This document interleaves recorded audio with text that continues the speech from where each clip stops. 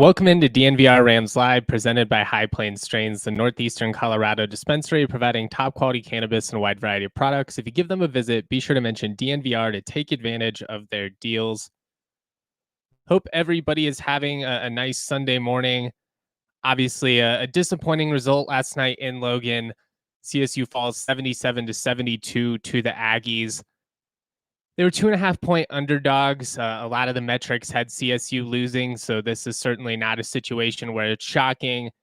The Aggies were 13-1 coming in. I was honest about just not feeling like I had a great feel for them as a team coming in. I mean, they have some great players, and I focused a lot on Great Osobor, and obviously he was a monster last night. But I felt like it was an opportunity for us to find out if they were a legit contender or not, and to their credit, they certainly proved that they are.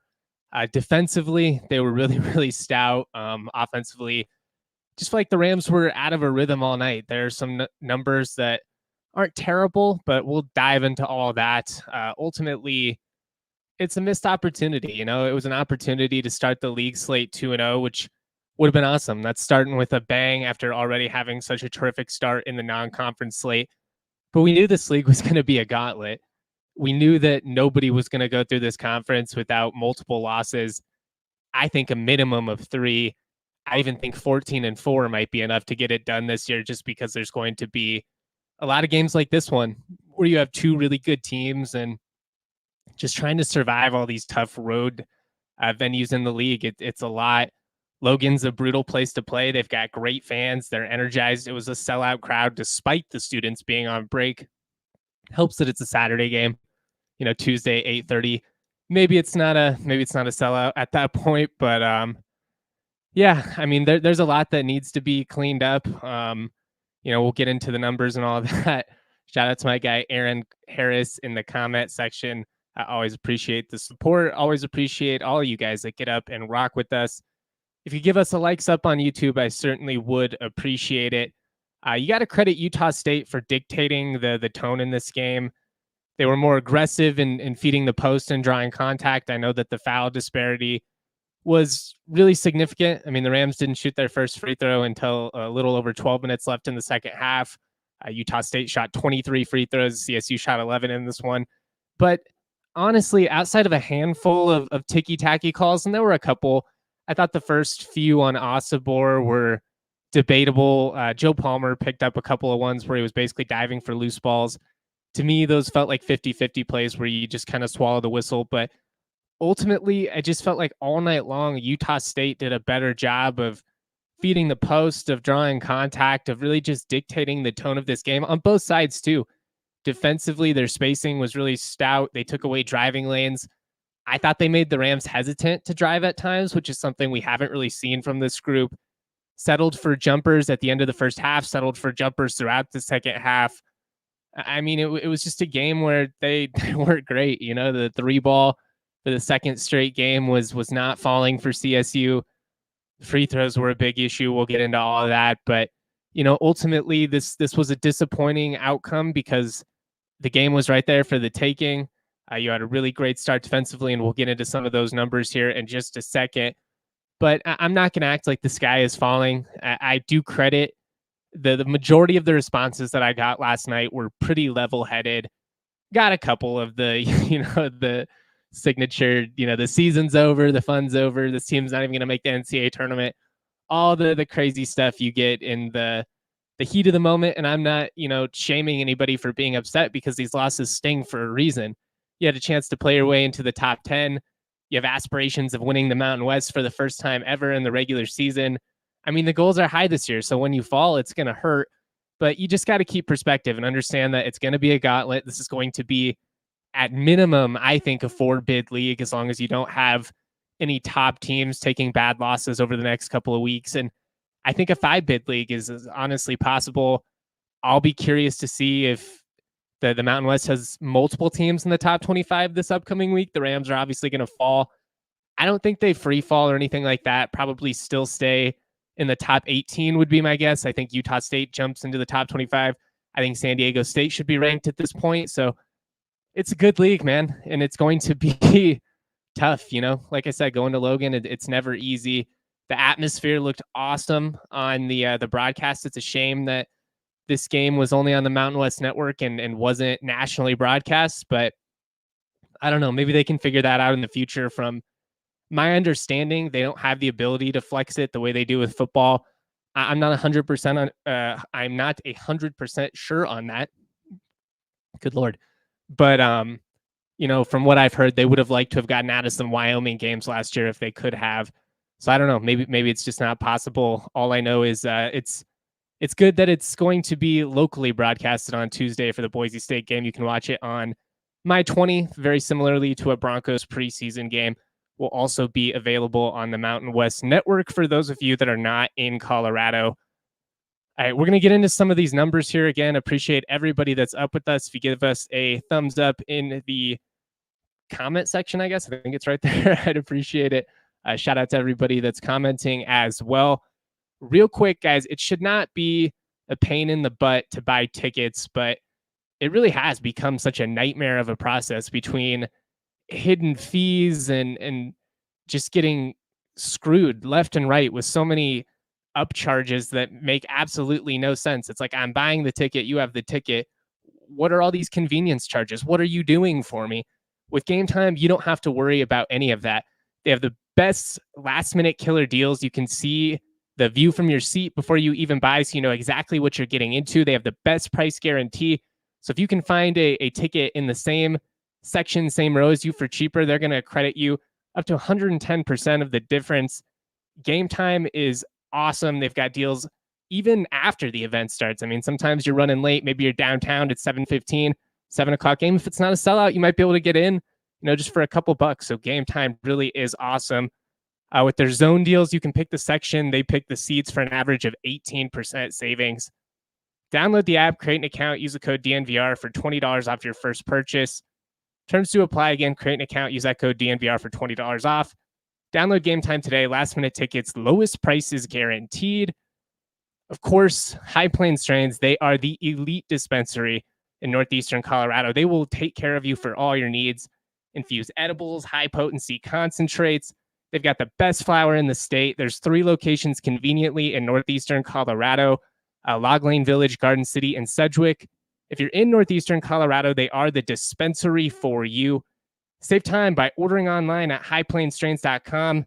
Pick up at all their locations. They have a drive-through. You don't even have to get out of your car. We're living in the future. Some of their deals include a full ounce for $80, Mammoth 1-gram cartridges for $15. Remember to use the code DNVR online or mention DNVR in stores to take advantage of these High Plainz Strains deals. Got a comment here from our guy, Aaron Harris. I'm sure there are some fans out there that would blame Joe Parker for streaming only option, but this was on the powers that be in the conference office. I guess, yeah. It sucks. It's a bad look for the league. The truth is they do all this scheduling, before the season. CSU was picked 5th. They're coming off of a down year. I was surprised even back then how many games the Rams had on the Mountain West Network, just given you're bringing back Isaiah Stevens. You've got a great coach in Nico Medved. Pretty easy to assume that this was going to be a bounce back season. I just, I don't want to get too critical because I know it's a tough process. You're trying to forecast this at the beginning. The lack of wiggle room is frustrating, though. You got to be able to flex the way the NFL does. I mean, we think certain teams are going to be good. They don't live up to expectations. Other teams end up being way better than what we expect. And it's just a shame that a game between, a couple of 13-1 teams going in was, not available regionally or, nationally when it comes to cable options. The Mountain West Network works great. I had it on my Roku. You can get it on your phone. You can get it on all kinds of stuff, but it's an exposure game at the end of the day, so, got a question here from Sterling. What's with the blue gloves with the USU students? I'm going to tread lightly when it comes to criticizing Utah State. It's a unique atmosphere. I'll say that. The students are very engaged. So are the fans. They have some really weird traditions and chants and dances. And yeah, it's an odd bunch, but they're into it and I love it. And frankly, I think it's a top 3 hoops atmosphere in the conference in terms of intensity and being being in the mix there. I'll let you guys make the jokes as far as it went, but a shout out to Adam Nigon, CSU radio color commentator, made a pretty good joke about them all wearing gloves. Good to see them, wearing gloves, I suppose. Let's get into some key stats. We're getting a little bit off the rails here. This is a family program, guys. I'm a family man.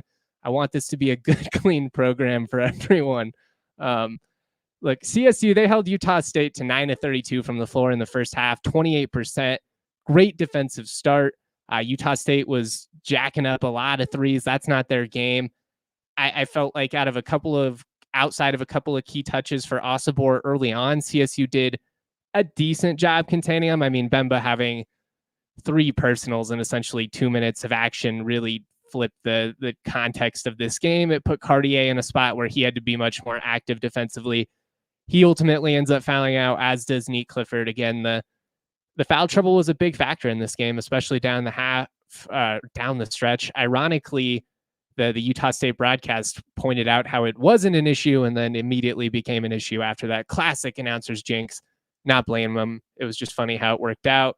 You hold them to 9 of 32 from the floor in the first half. You do a good job of not getting dominated in the paint. You do a good job of getting them to settle for jumpers. The problem is you only have a 4-point lead at the break. And I felt like Utah State did a really good job of making things difficult on CSU down the stretch defensively. They were really gritty at the end of that first half, forced some difficult shots, did a good job of taking driving lanes away, just not giving CSU anything easy. And ultimately they were able to hang around and they found their groove offensively. You got to credit Danny Sprinkle. He's a phenomenal coach. I mean, you knew that just from the fact that he was able to start 13-1 after not, returning a single point of production from last year's rotation. What a start, but this was vindicating on a different type of level, obviously beating a top 15 team in CSU. They're coming off of a nice win over New Mexico. They have, the most high major wins of anybody in the league so far this year, but this was a we're here and we're for real moment for Utah State.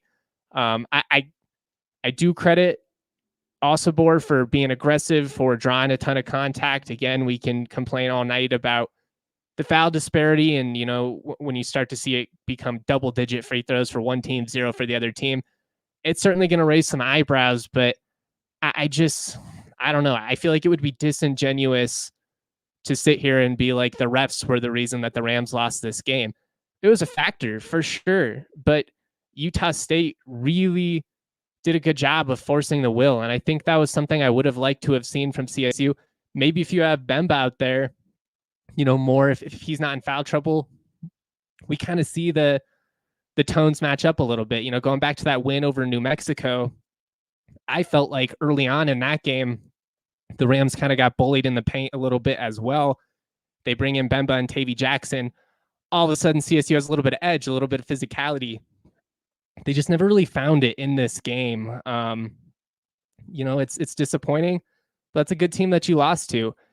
I would have liked to have seen CSU be a little bit more aggressive, especially down the stretch in that second half offensively. I did feel like they settled for jumpers. I would have liked to have seen Neek attack a little bit more. He, felt like he was hot, and there were just kind of instances where he looks to kick it out. And I appreciate that. I appreciate that all of these guys are so, unselfish and want to play within the flow of the offense. But there are times, especially when you just don't really have it offensively as a team, where you kind of need somebody to be like, all right, I'm going to take over for a key stretch here. And Cartier did that against New Mexico, had some really big moments. We saw Isaiah get, I think, 7 straight points over the last 80 seconds in this one. Maybe you needed him to go into UNLV mode a little bit earlier. It's tough to be overtly critical, though. I mean, it's a lot like Nikola Jokic. What you love about him is the fact that he is so selfless, the fact that he prefers, to get everybody in the mix other than, racking up individual stats. That's not the way he wants to play. There are just certain times where you kind of got to feel the moment. And, I'm not trying to pin this on Isaiah at all. This is a team loss in every sense. He's best point guard in college basketball. I think it's very known how I feel about him, how much I admire his game. I just mean, it's almost a curse at times because he is so selfless. And it's great when it's working and everybody's knocking down shots. But these last couple of games, the Rams have struggled to knock down shots from the perimeter. They've been a little bit streaky from three.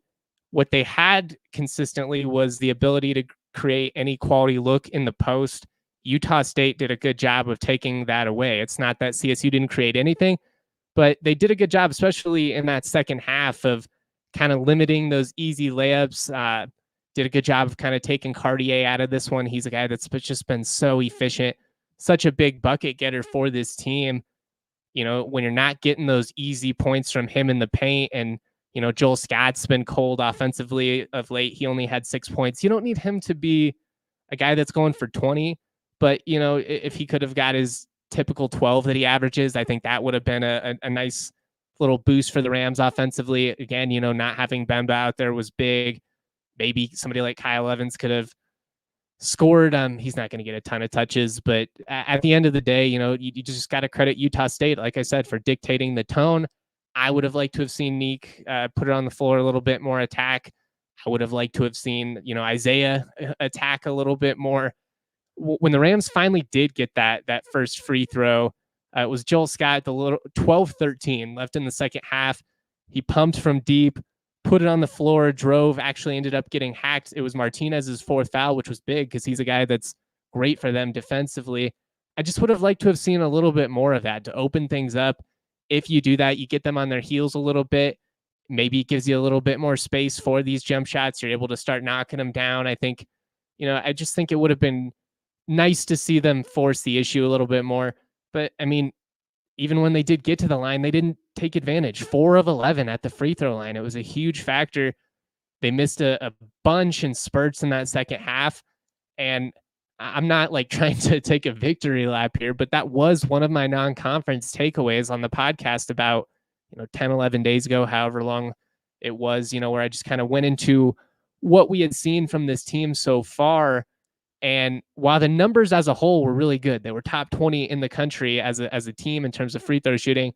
I believe Scott's the only one south of 70%, although I got to double check that after last night. They've had stretches where they've kind of missed them in bunches. I think CSU Pueblo is kind of an issue. Missed them against DU, if I remember correctly. So we just need to see them be a little bit more consistent, especially in these big games. Maybe they were a little tentative. We had a comment here from Frederick. It looked like we played not to lose. I don't know if I would phrase it quite like that, but I do think that we certainly did not look like the same assertive, aggressive, confident unit in that second half that we've known this team to be. Aaron has a great comment as well. Scott needs to work on his post presence. Yeah, I think he's finding out the defensive level at D1 is a little bit different than it is in D2. And that's going to happen. Cartier had some moments last year where he kind of had to, kind of suffer his lumps a little bit. I mean, for Cartier, he's obviously more of an offensive player. Defensively is kind of where he got exposed. Scott's been able to hang defensively for the most part. I did think he would play more of a factor in terms of keeping Osobor out of this one, but it happens.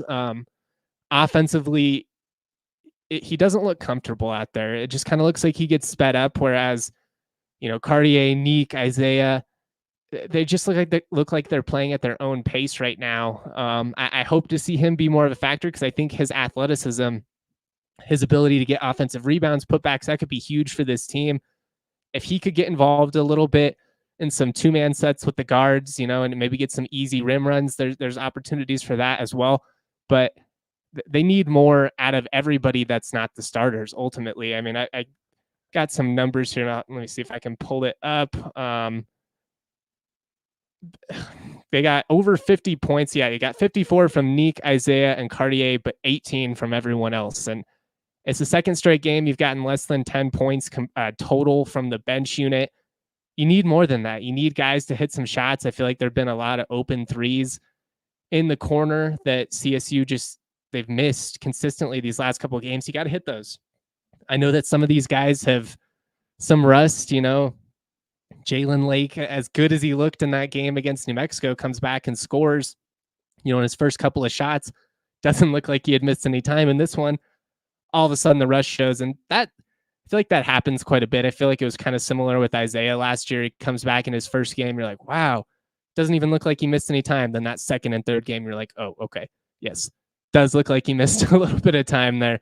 Those guys are going to be big factors. What they bring defensively is going to be such a big boost, but you do need more offensively from everybody that's outside of that trio of Cartier, Clifford, and Stevens. You know what? It doesn't need to be every night, but you need some of these role guys to really step up and make some big plays. Like, you love that Joe Palmer dives for loose balls. He comes in hot on the glass, that he plays aggressive defense. But those big threes are what spark the offense. And, he's kind of been missing those of late.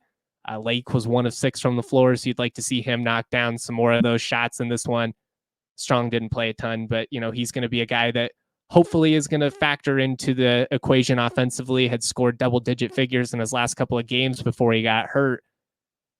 Ultimately, this was a learning moment for this team. I think it was a situation where, yeah, you got beat up and bullied a little bit on the road, but I'm just not going to panic all that much. I mean, some of the other key numbers here, Utah State turned 9 CSU turnovers into 9 points. The other night, CSU, I think, had like 15 turnovers, but they allowed less points than that. It didn't result in points the other way. That's not bad. I mean, anytime you're less than 10 turnovers as a team, that's pretty optimal, but you do need to credit Utah State for turning every single turnover into a point the other way. They were plus 12 on the glass. That was a big factor. And obviously 20 of 23 at the line is glaring. Some of those were ticky-tacky, but Osobor was awesome in this game. And he's been a guy that looked like he was in the all-conference mix when I did my hypothetical non-conference Mountain West all-league team. Obviously haven't played each other yet, but just who I had thought had been the most impactful guys. I talked about how it was hard for me to decide between him and Nick Clifford for the 5th spot. As of now, I think you would have to give that spot to, Osobor, despite the fact that Nick has been great. Donovan Dent is another guy that I probably should have hyped up more in that all-conference conversation I had a little bit back. But, what are you going to do? You're not going to get them all. Some of the individual stats that kind of stand out. Isaiah Stevens, 21 points, but on 16 shots, 8 of 16 from the floor is, 50%. You don't hate that, but I just kind of felt like it didn't come easy for him like it does in certain games. Did have 8 assists. He continues to be the key piece that makes all of this work. Nick Clifford, 18 points before he fouled out in 26 minutes, 8 of 13 from the floor. I feel like there's more. I feel like there's more for him. That's not just threes too. I want to see more of him in drive. Just when it comes to the transition game, I want to see him more on the drive. He's got effortless bounce. He's a guy that can get to the hoop in such a hurry so easily that, like, worst case, you're probably just going to get fouled. And I want to see him really kind of embrace that mindset, not try and do too much or like be a hero or anything, but pick and choose your spots, put it on the floor, take advantage of that wicked athleticism a little bit. 15 points from Cartier, 7 of 12 from the floor. 0 of 2 from deep, though. He's a guy that typically knocks down a couple of threes. He did have 3 rebounds. Isaiah, Joel Scott, and Nick Clifford all had 4 boards. Joe Palmer had a team high 5 rebounds in 19 minutes. Again, you've got to credit just the energy and the effort that he brings each and every game. Lake, 3 points, 1 of 6 from the floor, 1 of 4 from deep in 28 minutes, but still great to have him back and just getting those minutes.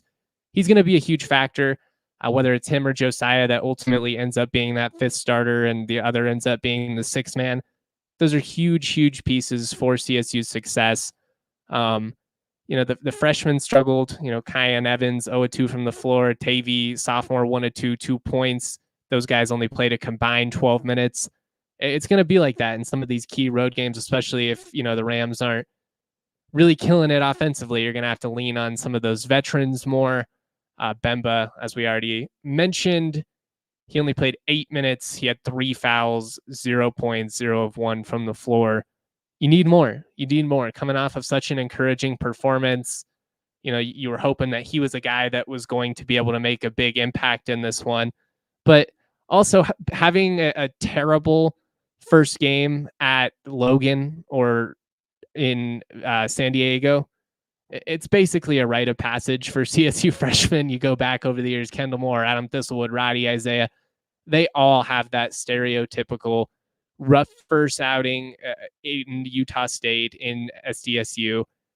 They're tough places to play. These are really well-coached teams. They're hostile environments, and it's overwhelming. It's a lot different than anything you're going to experience. I mean, it's funny, for as much as people on a national level try and kind of downgrade the Mountain West, poke holes in this league, when you look at the venues you have to play in top to bottom, this is a brutal conference. There are no easy road trips. And UNLV is like the sixth hardest trip.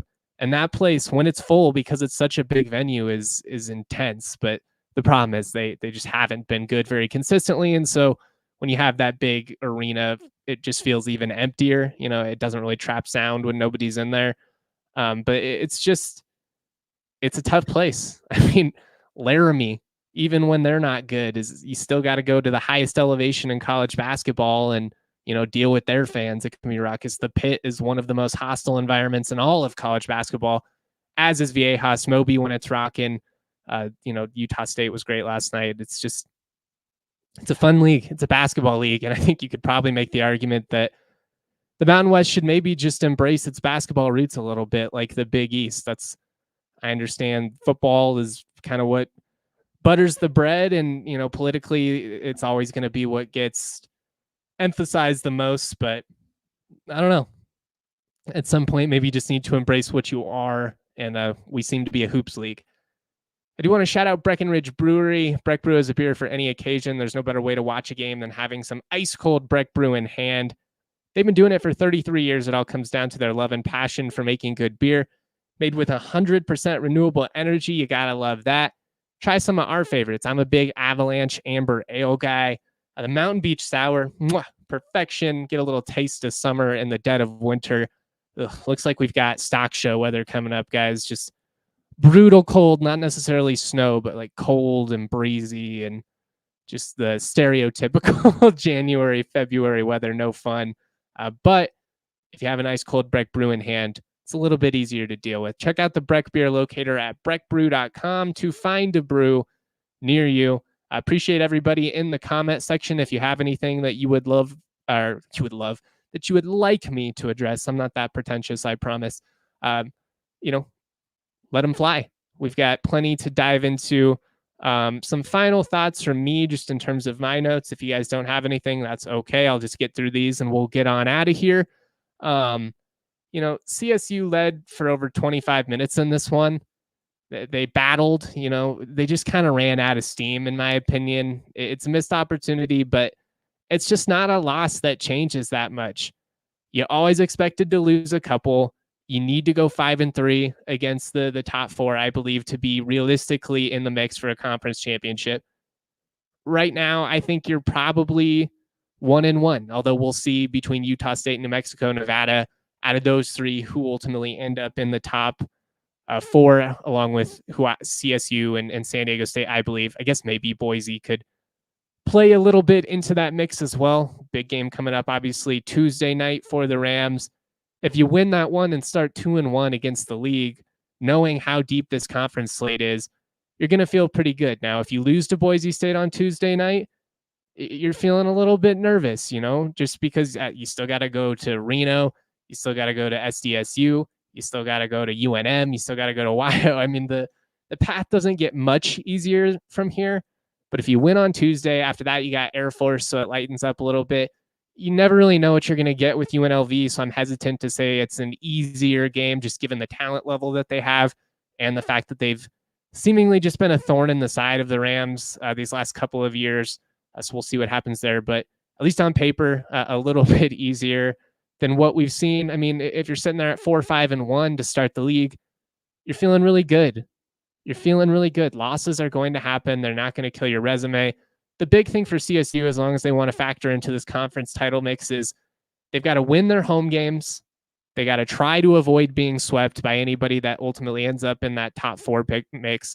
I mean, really, you want to avoid getting swept in general. They got swept by UNLV a couple years ago, a team that did not factor into the conference mix at all, but ultimately cost CSU, their regular season conference championship, being the regular season champs. Boise State. Win your home games. You got to split against Utah State. That's especially important now. Don't lose any dumb games. You can't lose to the Fresnos, the Air Forces of the world, the Wyomings, which makes you nervous in a rivalry game. I mean, you always got to give respect, and you always got to understand that going to Laramie is going to be challenging. But you're still in great position. This loss changes absolutely nothing. It's a missed opportunity, but that's about it. Question here from Aaron. Are your corporate overlords allowing you to go to the Mountain West tournament this year? If so, do we need to schedule a DNVR social event? I will be in the Mountain West tournament. I believe the plan is to stay with the homies at Circa. So, yeah, anybody that's out there, I'd certainly love to hang with the DNVR Rams community. Go out, have some beers, have some food, all that fun stuff. Got another question or comment here from Aaron. I hope for the best out of this game. Use the performance last night as motivation for the rest of the season to do better. Yeah, I mean, you'd rather have this type of loss now than later on, which can be a bit of a cliche in terms of they all count the same. But from a mentality perspective, I tend to agree with you. It's a chance to look in the mirror. It's a good reminder that as good as this team is, this league is going to be brutal. And if you don't have your A game, if you don't do the little things, if you don't knock down your free throws, if you don't box out, if you don't rebound, if you can't defend without getting into foul trouble, you're going to lose. It's just the fact of the matter. These teams are too freaking good. The Mountain West is as deep as it's been in over a decade. I genuinely believe you got to go back to, the 2011, 2012 years when you still had New Mexico firing at all cylinders. San Diego State's doing their thing. CSU, UNM are both killing it. I mean, it's been a long time since we've had this many legitimate teams have a chance to make the NCAA tournament. And yes, it's a bummer that the Rams, missed out on another opportunity to jump into the top 10 second time this year, where you're kind of sitting there with a chance to kick down that door and really reach a level that we've never seen with this program, kind of get some unprecedented heights here. They've coming up short, but it's a long season. And, at the end of the day, while it would be cool to be ranked in the top 10 now, I've said this a million times, I care about a postseason run more than anything. I do want to see them win the Mountain West just because I think Isaiah Stevens at some point should win the league, because that's the type of career that he's had. That's the type of point guard that he's had. It would feel kind of weird with as accomplished as he's been if he left with, without ever winning the league. At the same time, if they finish second in the league, but they go to the Elite Eight or something, I'm really not going to think about, not winning the league that much. The games we all think about and really define your season are played, in late February, March, and then, into April, if you're fortunate enough to make a real run in the NCAA tournament. And that's what I want to see for this team. I think they're capable of it. I think the conference is going to be great in terms of testing you and putting you in a position where you're battle tested going into the tournament. And we'll kind of see. I mean, at some point it becomes a battle of attrition, and that's where, you're fortunate to have such great depth, being able to go legitimately 10 deep. It's a gut check time. You got a big game coming up against Boise State. They're going to be hungry. That's a big arena, so I'm not sure if they'll sell it out or not, especially given their kind of lackluster start. They don't have any bad losses, but they've also just really underwhelmed. Frankly, they got outplayed for 35 out of 40 minutes by San Jose State the other night, ended up pulling it out. You feel for Tim Miles and the Spartans. They've been right there 2 straight games and just kind of blown it. They've got to learn how to finish. They just don't have the depth. They just don't have the depth. It's tough. But, we'll see. Big game coming up against Boise State.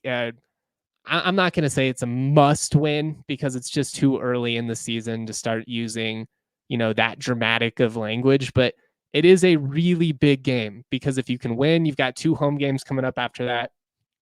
All of a sudden, if you're 5-1, through the first 6, you're going to feel pretty good, and you're not going to look too much back at this Utah State loss. It was disappointing, not the end of the world. So I feel like I'm getting a little repetitive here. So I'm going to wrap it up. If you've got anything else you'd like me to comment on, send it our way before we get on out of here. Big game coming up for the Broncos. Not really. But yeah, I cannot wait to see how the rest of this college basketball season unfolds. I genuinely believe this team is is very special. They've got to clean some stuff up. They've got to, be more consistent at the free throw line. Defensively, they've been pretty solid, but I do feel like they kind of have these lapses, obviously losing Neek and then Cartier. That was a big blow last night, while also having Bemba in foul trouble in such a unique matchup against Osobor. He's a freak, man. 6'8", 250, and he's crafty. Like, he uses space well. He has nice touch. That he was a miss, as Kevin Lytle said on the pod the other day. How'd that dude end up at Montana State? A lot of D1 coaches missed out on him. Anyways, they'll respond. They're well coached. They've got Isaiah Stevens. This team is veteran laden, and I believe in these other guys. I believe in Neek. I believe in Joel Scott having the ability to be more impactful on the offensive end than what we've seen. I believe Lake is going to be a guy that averages double-digit figures when it's all said and done.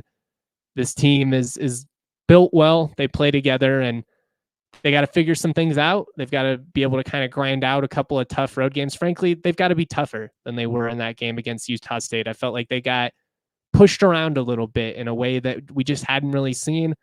If you're a cynic, you're saying that should be red alarms immediately, given, you still got to play some physical teams like San Diego State and Jason Ledee. And yeah, I mean, if you see a game like this, it's certainly going to have you like, man, what are they going to be able to do? At the same time, we've also seen that when this team plays to its defensive capability, they pushed a true 7-footer around in that Creighton win. So I'm just not going to panic. We need to see more, but from what we've seen through CSU for basically the first half of this season, 15 games in, is a damn good team.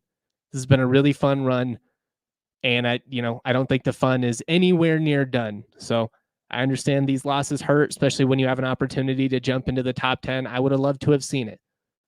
At the same time, we also know that the AP poll, kind of an imperfect product, dictated by a lot of people who really don't watch that much college basketball and are just kind of glancing at box scores here and there. So got to take everything with a grain of salt. It is a long year.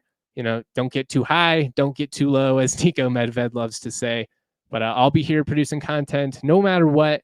I have more written content coming out for all of you. Break down some takeaways from that win or from the win over New Mexico and the loss to Utah State. Just kind of talk about what we learned about this team throughout the week. I'm going to get out of here. Shout out to all of you. Always proud to be. Much love. Peace.